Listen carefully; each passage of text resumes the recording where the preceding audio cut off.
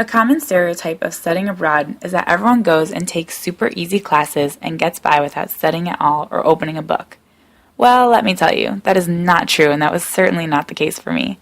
I studied at Cardiff University taking some science classes in order to complete requirements to get into pharmacy school back home.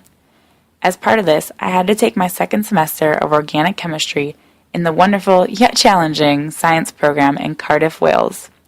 The British education system is no joke, and definitely took me for a whirlwind adventure.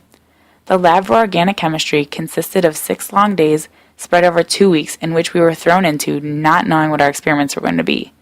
On the first day, I walked in, barely being able to find the room, without a lab coat or goggles, both necessities in the labs in Cardiff.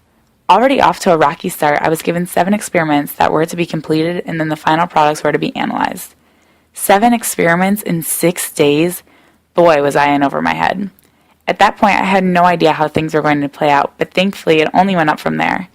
I tried to be as calm as possible as I received my key to the locker containing all of the equipment I was going to need.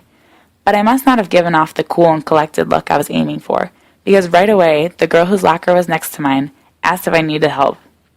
As I gratefully said yes, I breathed a sigh of relief because she and her friends took me under their wings for the next 6 days, and I somehow made it out of those organic chemistry labs alive. Turns out, even the British students find those labs difficult, and if it weren't for one person who was nice enough to approach me, I probably would not have came out on top like I did. Plus, I even made a great group of friends from that, who I still talk to this day. After having time to reflect on those labs and my time abroad, I found that was the epitome of studying abroad. You don't know what to expect going in, and you'll probably be stressed and overwhelmed, but then someone will come along and help you find your way in this foreign land, and you'll make it through, hopefully gaining something from it.